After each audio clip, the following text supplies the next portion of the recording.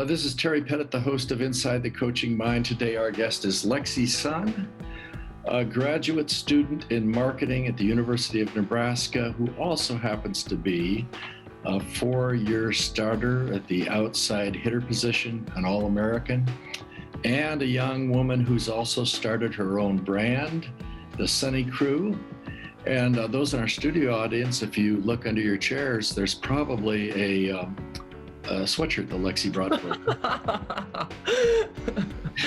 Next time, we'll have to arrange that. Welcome to Inside the Coaching Mind, conversations on leadership, coaching, and team building. Your host, Terry Pettit, led the University of Nebraska Husker volleyball team from 1997 to 1999 and coached Nebraska's first ever national championship in 1995. And today, Coach Pettit mentors coaches. He's an author and speaks to businesses on leadership and team building. And I'm Dave Young, producer of the podcast. Thanks for joining us. I got through that, Terry. I so much enjoyed your interview with Lexi Sun. Now, I was sitting in the background recording, but what a fun time that was. Well, Lexi brings a lot of energy. It was fun, and she's just a delightful young person. I think she's becoming self-aware and becoming aware of her potential, and I think her work with Brett Haskel, a sports psychologist in Nebraska, has helped her develop a lot of confidence. And I think that this is the type of interview that would interest not only coaches, but perhaps younger women who are dealing with the issues that she has met. Yeah.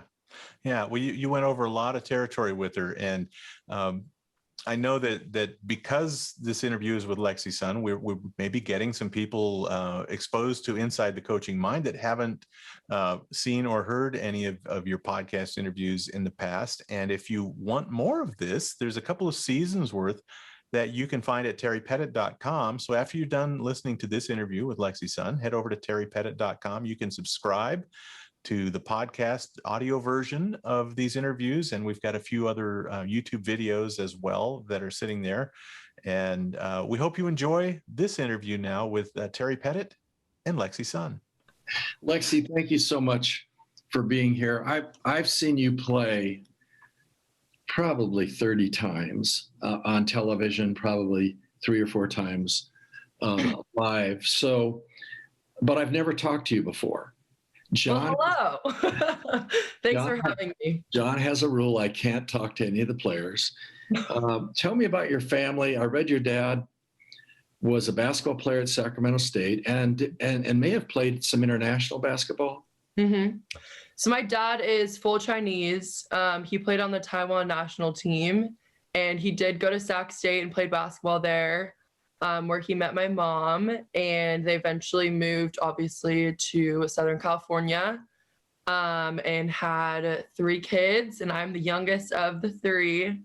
I have an older brother who's 10 years older than me, and then his older sister who's 7 years older than me. So I'm the baby. You're the baby.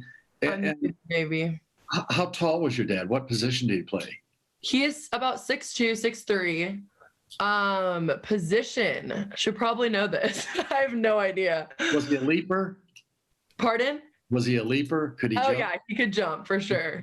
Okay. How about your brother? Did he play in college? My brother played a few years in college. He went to a college in Illinois called Wheaton.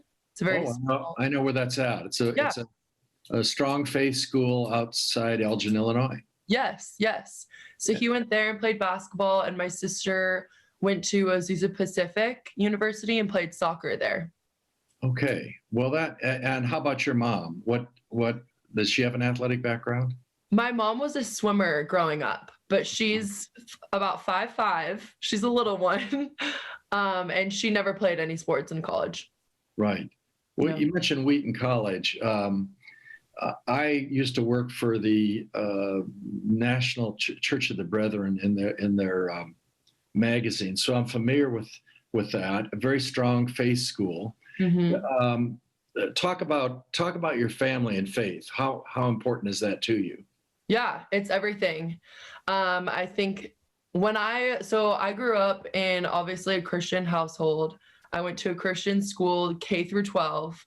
So I grew up in it and around it, and that was everything. We went to church every Sunday with my family.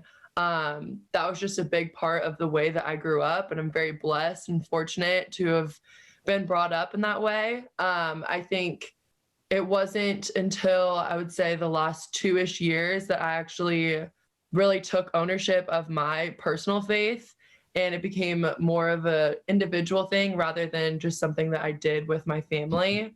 And so, yeah, I would say that along with COVID, I feel like I definitely started to take my faith a lot more seriously. And yeah, I would say that before I kind of placed my hope in things that were very surface level and just like earthly things like volleyball and school and relationships and stuff like that. And I kind of had a reality check when COVID came around and none of that was a thing anymore. And so that basically was my entire life. And so I kind of had to shift my perspective. And yeah, I definitely would say that my relationship with Jesus has strengthened ever since. Mm-hmm. What, were you a multi-sport athlete? I played soccer growing up for about 7 years. And then when I was 11, I was like a head taller than all the other girls. And so my parents wanted me to try volleyball because my older sister had played a little bit. And so they literally had to force me to play volleyball because I didn't want to at first. And so I started playing volleyball when I was 11, and I played soccer that year, the same year. And then I decided to I just had to pick one. So I decided to obviously go with volleyball. Well, to my knowledge, no, I do not know of a Nebraska volleyball player, former or present, who did not play at least 2 sports at some point. So Allison Weston, who was National Player of the Year in high school, played soccer, volleyball, basketball, and track. And I'm sure, even though you didn't choose soccer, that the footwork that you learned in soccer has helped you in volleyball. There's no question there. You know, when you came out of, what was the name of your high school? It was Santa Fe Christian. Santa Fe Christian.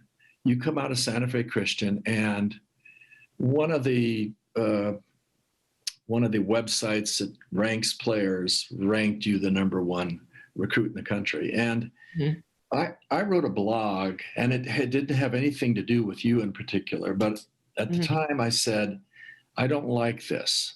I think it's unfair. I think guys might relish it, but it's something that I've never been a fan of for a couple reasons. One, who the heck knows who the #1 or 29 or 54th or whatever recruit is? But my experience with females, they appreciate people following them and so forth, but they really don't want that separation. What's your thought on that whole business? That's interesting. I have very mixed emotions about it all, I would say. I think I'm obviously so blessed and thankful to have received those awards. I think it's incredible. And obviously, coming out of my senior year and graduating class, it could have been anyone to be ranked the #1 recruit.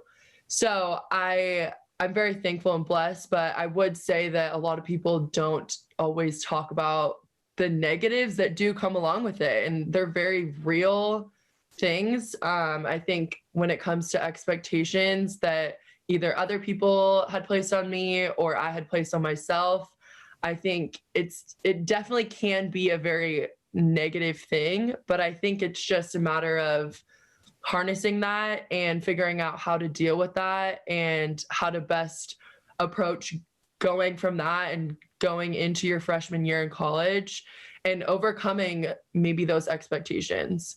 And so I think I'm pretty neutral on it. I definitely see the pros and cons that come along with it, but that's sports. Like every team and every sport has a ranking and that's just how it is. Right. I think it just depends on how you decide to let it affect you and if you decide to let it affect you. That's a good answer. And in your freshman class, the freshman class coming in, Uh-huh. I believe Kennedy Orr, the setter, was ranked number 1, and Lindsay Krause was number 2, and Allie Battenhorst and Riley Gray and Lexi Rodriguez and Whitney Lowenstein. How can you help? I'm guessing that one of those players might have some difficulty with those expectations. How can someone, a fifth-year senior, as experienced as you, how can you help them? Absolutely. I think there are not a lot of people that are in that position, and I think you don't really feel the weight of that and the target on your back unless you're really in that position. And so I think having gone through that, hopefully I can be someone that can kind of give them a helping hand and help them and give them advice in the best way that I can. I've already had conversations with Kenna about this, but I think just focusing more on them as people and getting to know them and trying to help them the most that I can, instead of focusing on, oh, if you're the best or you're number 1 or you're ranked this or that. I think that's what it's all about, and just trying to help them and get them into the Nebraska volleyball program and get them going. Well, if I was the head coach of this team, one of the things I'd be concerned about, I can see preseason practice beginning, Mm-hmm. and that group has some kind of relationship already, and that they were all in camp together, they committed, etc. How do you keep that group from just being a group that's separate from yourself and the returning middles and the outsides and Nicklin? Mm-hmm. How do you bring them into this so that it's not freshmen and upperclassmen? Yeah, absolutely. It takes a lot of work for sure. I think especially because it's such a wide range of age group, because we're so old and they're so young and just like a different stage of life. I think it definitely can be hard, but I think that that's something that takes time, and having them here this summer, we've been able to build those relationships and establish trust with them, and work with our sports psych and getting to know each other on a deeper level and how one another works and all of that. I think all those things are important. And we've already been starting that process. Mm-hmm. So are there exercises that help? Absolutely. I think because we see each other so often and we're lifting every day and together in the gym, I think it's pretty easy to think that we know each other, like we got it. But you never really get to a point, unless you do these exercises, you never really get to a point of really getting to know them and who they are as a person and their character and the unique things about them. And so throughout every summer with all the new players and old players, we all get together, and it differs each summer, but we usually go through this personality test where we get to know each other on a deeper level. And this year we did one about conflict management. And so how in different situations, how each of us would operate and work and what we would do and what we wouldn't. And we've had multiple conversations about why we need to encourage the differences, how we can approach this and what's going to work and what's not. So I would just say stuff like that and really getting to know one another. No, that's good. I don't know. Are you familiar with Naomi Osaka, the #1 tennis player in the world from Japan? No. Well, I believe she pulled out of the French Open, and then she pulled out of Wimbledon because she felt the expectations were just too high. Now, this is somebody who's won majors. And I believe Serena said she fully understood when it happened that there was just so much pressure. And she may only be 19 years old. I'm not sure how old she is, but she's a younger player. But to me, #1 in the world. And after every event, she's asked questions. Yeah, I don't know if you ever watched a professional golf tour, but every week they're asked the same questions. Yeah. Like, why haven't you won a major? Why haven't you, et cetera.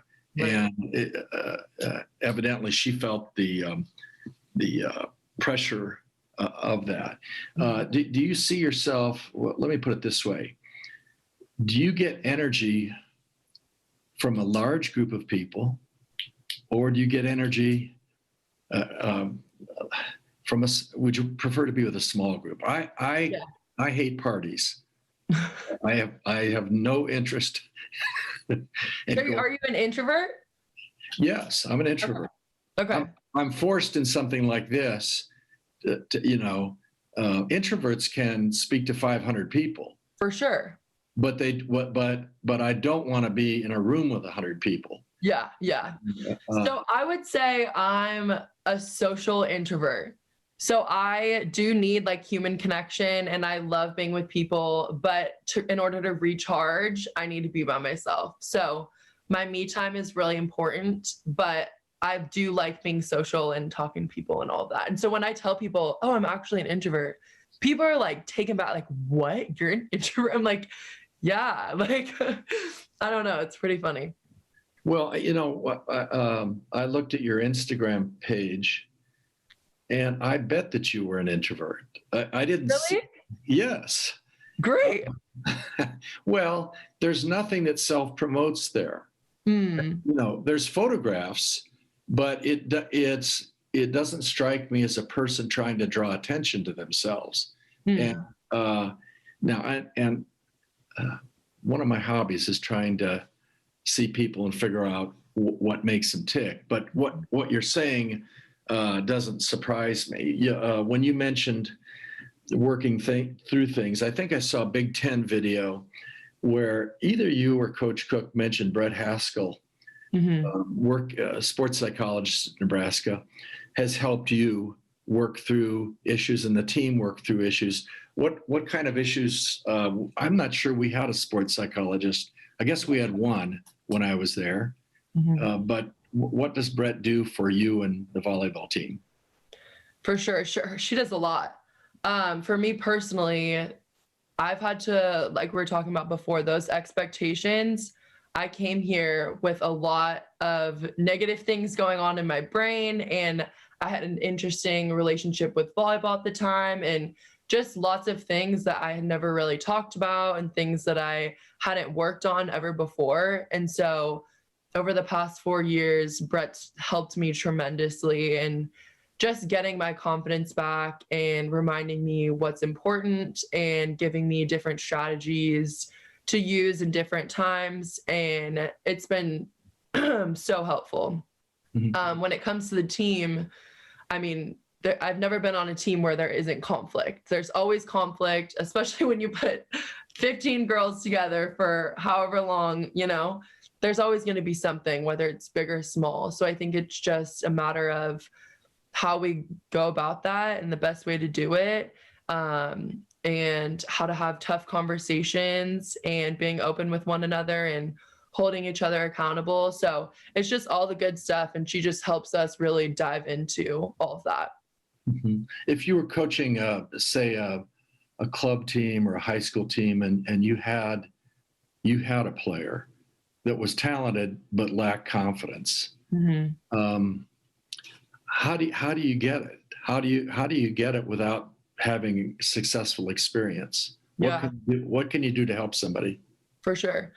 I think for me, my personal identity is not wrapped up in volleyball. Who I am as a person and what I'm worth isn't how I play on a volleyball court. You know what I mean? And so for me, it's kind of just been harnessing that and knowing that whatever happens, I'm going to be okay. My family will still love me and like all of that. And it's not going to be the end of the world. And so I think that's something that I've personally been able to focus on. I think there are a lot of different ways that you can build confidence. I feel like it depends on what the person values and what really drives them, if that makes sense. But this is something this feeling has evolved for you. Yes. When you came from Nebraska, were you that centered? Not at all. No. Okay. Yeah. Uh, well, and that tape says, John says that you were physically broken. Mhm. I don't think you played the first 6 or 7 matches Mhm. of that fall. Yeah. And I don't know that you were able to train that summer. And Mhm. I never heard were they overuse injuries, or were they just? Yeah. So I had kind of taken a lot of time off during my transferring period. So before I got to Nebraska, I wasn't training as much and like in the gym and all of that. And so I kind of came into my time at Nebraska with an injury. And so I had to work on that for the entire summer, basically, and then the preseason of my first season. Mhm. So I do remember I missed a few games in the beginning there, but our support staff helped me so much in just getting back on the court and strengthening things that I need to strengthen, and just getting me healthy and ready to go. Yeah. And it also indicates, I think, some patience in the coaching staff. Absolutely. Knowing this is an important player, and we don't need to rush this, that she can. For sure. Yeah. She can come along. I think you're one of the best left side blockers in college volleyball. You make a very quick crossover step, you seal. And I also noticed that last year you came to a different level as a server. You may have been Nebraska's most aggressive server.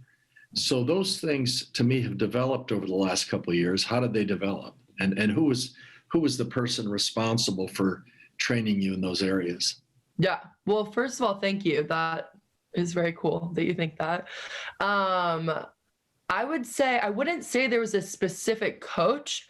I think that all of our coaches have contributed equally, I would say. I think that every single day we're getting new tips and ideas and things that we're working on to see kind of what helps us. I would say last year we were working on blocking, just making big moves. I think that something that we train that was newer to us is like one-arm blocking. And so it kind of just encourages us to make really big moves outside of our body. And I'm not familiar with that term, one-arm blocking. What does that mean? So in practice, obviously we don't do this in games, but in practice, we go through drills where we only use one hand blocking. Okay. So if our ball is hit to our left, then we would only block with our right. We would go over our shoulder, and then vice versa. And what do you gain by doing that? So it just encourages us to be making these types of moves and not necessarily having our arms straight out and like locked out. Right. Because when it's locked out, then you can't really go to one side or the other very well. Right. And, there may be some high school coaches watching here and high school players. That's great if you're a 6'2" leaper. It's not something that I would encourage a smaller blocker to do. Right. You're better off taking your area. But the women's game has been evolving for years, and the movements are approaching some of the movements in the men's game. For sure. I'm curious about this. I think you score on a higher percentage of off-speed shots than any left side player playing today. You'll hit roll shots, tips, whatever. But I don't see it as a conservative move. I see it because of your court awareness. Where does the court awareness come from? So I definitely have not always had that court awareness. So I've definitely had to work on it over the years. But this past year specifically, something that we've been working on as a team and something that Tyler is really passionate about is Hildebrand. Yes, Tyler Hildebrand, is being creative. And so not necessarily just tipping the ball, like you said, and just being an out. but being aggressive with our off-speed shots and mixing it up and always keeping the defense on their toes. So that's something that our entire team has been working on this past season and still is. But I think for me, I was able to kind of capitalize on that because I think I was a pretty one-dimensional hitter. So it was either hit as hard as you can or tip the ball right over. And I think for me, that's something that I've been really trying to work on, and still am trying to work on. So I appreciate you saying that. Well, I've seen you push the ball into the block. I've seen you tip the ball to 4. I've seen you work that middle back player in a rotation defense where she has to cover both the corner and she has to cover shallow in the middle. Mm-hmm. So, it doesn't look like you're not just keeping the ball in play, you're hitting the shot to score. Mm-hmm. And it's very effective. Yeah, I think a lot of people don't realize that there are other ways to get kills than just hitting the ball as hard as you can. You know what I mean? So I think it's just tapping into that. Do you see yourself then as a finesse attacker or a power player? Maybe a wannabe finesse. I don't know. I in watching both you and Maddie Kubik, the other outside, it strikes me both of you hit the ball harder out of the back row than the front row. Has anybody ever said that to you? No. Well, it may not be true. But when I'm watching, I think particularly Maddie hits the ball harder out of the back row than she does the front row. Maybe it has to do with the block or something. I don't know. You have a little bit more freedom there. Yeah, that's very true. Jazz graduated and is going to pro ball, and the other lady that played right side has been injured. What would you think if Coach Cook said to you, we need a dominant point scorer on the right side? And we've had, I say we, I shouldn't say we because I'm not there, but Nebraska has had very good right side players, but they haven't had a really dominant right side player, somebody that might go up to 4 or 5 kills per set in some time. And I've seen you side out a lot in that first rotation. You appear to be as comfortable there as you are on the left side. If he said that to you, what would be your response? So my personality in general, I'm not good at trying new things. And that's something that I've addressed and I'm trying to work on. And I just don't like not being good at things. And I don't like things that don't come natural to me and aren't normal to me or routine, whatever. With that being said, if he came and said that to me, I would say, absolutely, let's do it. Whatever the team needs and whatever position needs to be played, I'm going to do that to the best of my abilities. And I think if he were to say that, it would be a great learning and growing opportunity for me. And I think that's a very likely possibility. So we'll see what happens. Yeah, would you have had that response 3 years ago? Absolutely not. No. And anyone that knows me is like, yes, there's no way. Did you watch the championship match between Kentucky and Texas? I watched bits and pieces, not the entire thing. Okay. Did you watch any matches with Kentucky? Yes, a little bit, bits and pieces, yes. Yeah. Well, the thing that impressed me about Kentucky, obviously they're very athletic, but the difference between their attack and Texas' attack was not how high the people could jump. It was how fast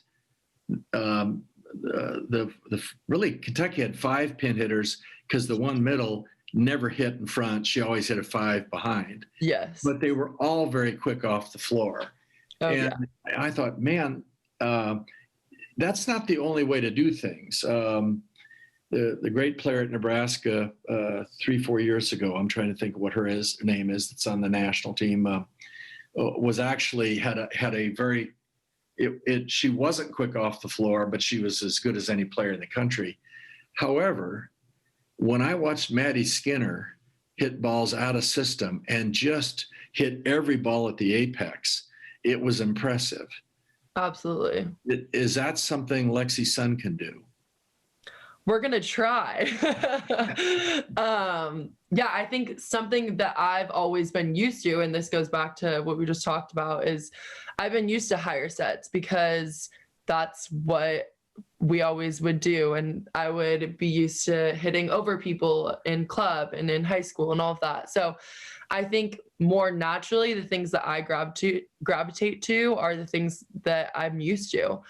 And I did see how dominant Kentucky was in running a fast offense, and I'm definitely open to trying that. And I haven't tried it before. So I'm really excited to see the opportunities and the growth we can make as a team in maybe trying some of those things. Cool. Yeah. Talk about your growth as a teammate. If I was to ask Nicklin Hames, how is Lexi Sun as a teammate? What would she say? Wow, I have no idea. I think I have grown a lot as a teammate. I think before I was able to deal with all of the things going on in my head while I was playing, I think it was hard for me to really be in the moment and really connect with my teammates on the floor because there was so much going on in my brain and in my mind. So you couldn't give. Exactly. And so I think over the last few years, something that's actually really helped me limit the stuff that's going on in my brain is focusing on my teammates and connecting with them and figuring out how I can help them more in the games and in practice and all of that. And so that has been my goal over the last few years. And I'm hopeful that my teammates would think that I've grown as a teammate. Mm-hmm. Looking at the roster, if the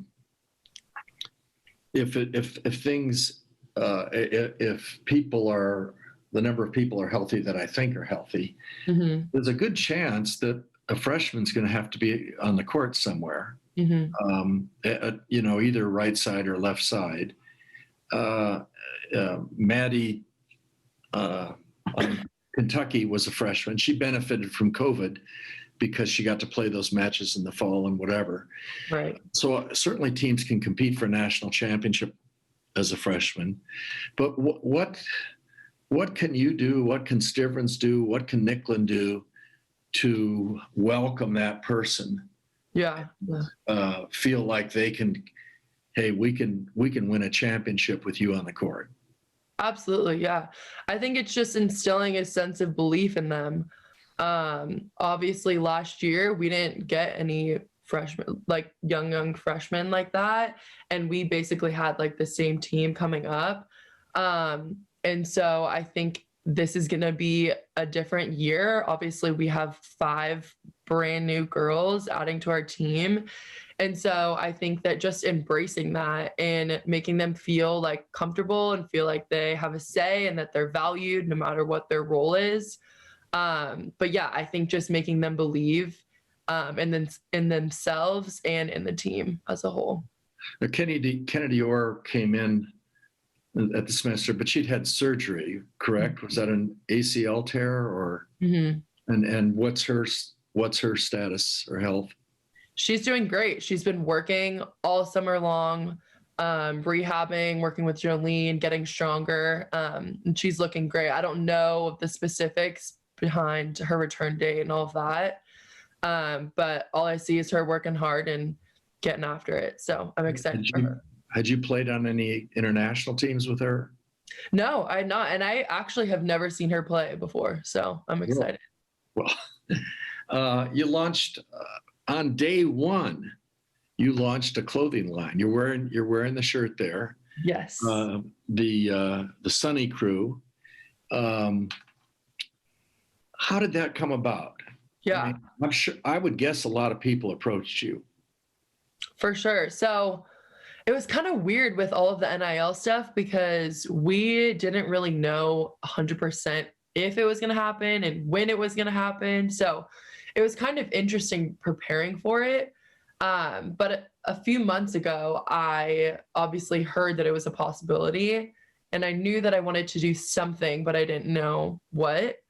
And so Ren Athletics is a strictly volleyball apparel company, and it's all about the feel and creating creating whatever different clubs want. So different colors and looks and all of that. And so I wanted to be creative.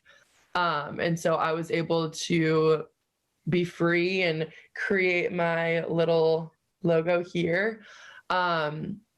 Yeah, so that's what I did. And I don't know, I have obviously a lot of ideas moving forward about different things that I could do with this line and with Ren, but we will see what comes. Yeah. Well, your undergraduate degree is in marketing, isn't it? It's in communication. Communication, but a graduate degree in marketing? Advertising and public advertising. So that background, what do you bring to this? What can you do? I'm curious because I'm not very good at marketing. I've got 6,000 books in my garage because I don't know how to market them. So what do people not understand about marketing? Wow. Well, I honestly realized that I had an interest in this in going through all the process of creating the Sunny Crew. And so this is just something that I know that will be able to benefit me in whatever I do with NIL and as an athlete and all of that. But also if I did want to pursue something down the road in marketing or in advertising, I could. And so for me, this is more just discovery and seeing what I like and if this sticks. But there are definitely aspects that I'm able to bring over into the now, which is pretty awesome. Are there other possibilities, entrepreneurial possibilities you're exploring? What do you mean? Well, in other words, are there other brands or other people that you've talked to about sponsoring you? Oh, yes, absolutely. Yes. I'm in the process of figuring out who and how I want to go about this. But I've been in communication with some people, and I'm excited to see what can come from it. So it's a pretty cool opportunity. Yeah, and Nebraska's a little fortunate to get on this sooner than most places. There is it Open Doors? Is that what it's called? Mm-hmm. That does this kind of thing, and they're located in Lincoln. And I also noticed that a certain percentage of the income that you earn will go to sports psychology. Talk about that. Yeah. So like I was talking about before, Brett has been a very influential person in my life. And I'm just very grateful for the sports psychology opportunities that we have here in Nebraska. I feel like not a lot of schools offer all of that. And so for me, something that I wanted to do was just give back because it's had such a big influence on me. And so I'm actually giving back to an organization called Helinski's Hope. I don't know if you saw that, but they're an organization that basically just tries to provide opportunities to other athletes and stuff like that in order to have those sports psych opportunities. And yeah, so it's pretty awesome. I'm really excited to get to work with them and hopefully have an impact. Mm-hmm. How have teammates responded to you and other people getting these opportunities? They've all been great. I think along with NIL are going to come a lot of obstacles with team dynamics, and not our team in particular, but every team. It's just going to add a whole new component that we haven't had to deal with before. And there are going to be people that make more money than others. And I think there are going to be a lot of conversations and things that need to be done in order to maintain a healthy team dynamic. So yeah, my teammates have been great. We're really supportive of each other and I love them to death. So I'm excited to see what we can all do. Okay. Yeah. Yeah. It's interesting. This is kind of a difficult question. You may or may not have thought of it. Where do you see yourself in 10 years? It is a difficult question, especially because I don't know what I'm doing in 6 months. So 10 years, I probably see myself somewhere in Southern California, hopefully married with kids. Yeah, just living, I don't know, probably hopefully close to my family. But yeah, that's a general idea. I don't know the specifics. We'll get there. We'll figure it out when we get there. But yeah, that's what I think. Well, I think I shared with you, Ann, I'm sure I've driven through Encinitas, but Ann and I did eat at the Chart House in Cardiff. Is that still there? Yes, it is. And That's awesome. It's right up against the ocean there. And we were staying in La Jolla and drove up the coast. But Yeah. I have the sense that people that grew up near any major geological thing like an ocean, or we live in Fort Collins now, and so the mountains are there. Mm-hmm. It's a tremendous draw, but like it in some ways it centers you. Was it hard, or did you think about that when you left home and you first went to Texas, then Nebraska? Mm-hmm. Is that hard leaving that geography? Mm-hmm. I definitely, growing up along the coast, I took that for granted 100%. I didn't really realize that not everywhere was like home until I got to Texas and Nebraska. But I definitely saw all of the opportunities that I had in experiencing something new for 4 years during college. And I knew I wasn't signing my life away, and the fact that I don't have to live here in Nebraska for the rest of my life. So I was more excited about getting to experience seasons and snow and all of that. And I know that I can always go back to California, and that's home.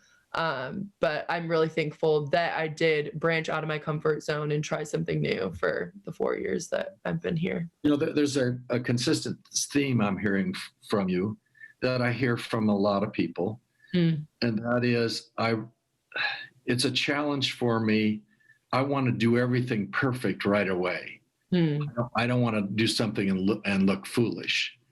And of course, if that puts a lot of limits on what we're capable of doing. How have you come to terms with that, and how have you pushed back on that? Yeah, absolutely. I think, I don't know. I think every day I just have to continue to work on not worrying about what other people think of me. I think that's something that I've had to overcome and I'm still working on. But yeah, just reminding myself and surrounding myself with people who love me and who are like speaking truth and life into my life. So yeah, it's definitely something that I haven't gotten mastered. And I think that as people, we are always concerned about our image and what other people are thinking of us and all of that. And we're always constantly trying to protect ourselves. So I think it's not a natural thing. But I think it's important to really understand what matters to you. Mm-hmm. Yeah. Well, combined, we have 76,006 followers on what's the social media platform that you have? It's Instagram. Instagram. Yeah, I have 6. You have 76,000. Oh my gosh, great. You know what? To me, there's some irony in this. You're a private person, and I don't see anything you've posted on Instagram that really shouts, "Please watch me." No, it just seems to be who you are. But you're a private person, and yet you've got 76,000 people, and some of that is because you were a highly recruited athlete. You're very good at what you do, and anytime that there's that type of attention, there are people that I saw a quote, a sports writer bashing LeBron the other day because LeBron congratulated somebody on I don't know if it was the Phoenix Suns. What? When they lost, like, oh, Jordan would never do that. Well, that's crazy. To me, LeBron is a mature adult. He's scholarshiped hundreds of kids. He's a great player, but it just comes with the territory. Who's your best friend? My best friend is my sister. Even though she's 7 years older than me, I think when she left for college, we became super, super close. And so even though she is still living in San Diego, we FaceTime about more than 5 times a day. It's a bit of an issue, but we're always talking. And she's my best friend. Uh-huh. How about a best friend in Nebraska? Who's your best friend in Nebraska? I would probably say Lauren. Me and Lauren are roommates, and we've been roommates since I've been here. But she's awesome. We're very different people, but I love her to death. Yeah. Well, what are the challenges for a team that trained all fall, played in the spring, coming back from the pandemic? How do you know whether or not a fifth-year player is motivated? Yeah. I think because it was just such an interesting year last year, I think it kind of put everyone off into like a different, I don't know. I think the schedule was weird. I feel like we don't really know what time of the year it is because we just played. Like everything is kind of weird. But I'm very happy that everything's kind of starting to get back to somewhat normal. And I think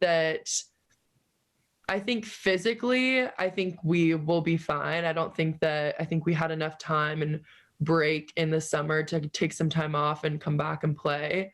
But yeah, I think it's just kind of like hitting a reset button for us in kind of leaving last year behind and kind of just getting back to the team that we were before all of that. And something that we've been working on this summer that I think we lost the past few years is having an edge. And so that's something that we've been talking about as a team and working on. And I'm really excited to be able to show that this season. I know what you mean when you say that, but there's going to be some people listening that, particularly younger players, that don't know what you mean when you say it. What does an edge mean? Yeah. What are the behaviors that indicate it? Yeah. I think being gritty, I think setting really high expectations for ourselves. I think holding each other accountable and having tough conversations. I think pushing one another. I mean, there are a lot of things that go into it, but I think the biggest thing for us is just being tougher as a collective group. Mm-hmm. All right. Many years ago, we had an exceptional player, exceptional athlete, who came out of a kind of a dysfunctional situation, and the players and the team didn't know how to share negative information. And so we spent the first 2 weeks in the preseason watching movies of strong women confronting each other. And we got to the point where everybody could talk to this person. She could relate fine to an authority figure, but she couldn't relate to her teammates. And that work that we did allowed her to not just play well, but allowed her players to say, hey, we need you to do this here. Yeah. And her respect that and respond to it. So that's good stuff. Earlier this morning, I spoke on culture. And the first thing that came to my mind is the psychological safety that needs to be there in a team that allows players to take risks, allows players to confront people. Do you feel you have that? Yeah, I think that's something, especially with a lot of new players, I think that's something that we have been working on and something that we still are. I think the biggest thing is just trust. trusting that our coaches have our best intentions and are giving us feedback to help us. And if we're having tough conversations with our teammates, just knowing that they want the best for us as well, and that they love us, and they're not saying these things to hurt us, but that they're actually wanting to help us. So I think just establishing that trust so that we're all on the same page, I think that's the biggest thing. Mm-hmm. You raise an issue there that I think is critical to all teams that coaches need to talk about, and that's PAC, parent, adult, child communication. So parent is judgmental. It's get out of the street, which is appropriate if a toddler's about to get out, step into the street. Then adult communication is information. Child communication is emotion. So you can be celebrating, great job, or the opposite. The challenge is that younger players in a program, when a coach is giving them information, hear it as judgment. So a coach may say, extend the platform, and the player hears, I screwed up. When, and so we worked on that a lot. In 20 years from now, when you have a reunion, when this team has a reunion, maybe a reunion for a national championship team, what will people remember most about Lexi Sun? Wow. I would hope that they would remember me as someone who always played with a lot of joy, and was always smiling. I think when it comes to college sports, it's obviously, and especially the level that we play at, I think it becomes a very serious game and a very serious thing. But I think it's super important at the same time. Obviously, you take it seriously, but to have fun with it. And I think for me, that's something that I will always like to do and always like to focus on. So I'm hopeful that they would remember me as that. As joyful. Could you, let's say that you played for a really good college team. San Diego would be an example, but it didn't have the arena with 8,000 people, so you have a couple thousand people a match. Does that make a difference? Absolutely. I think a lot of what Husker volleyball is Husker Nation and our fans and the atmosphere that we play in and the support we have.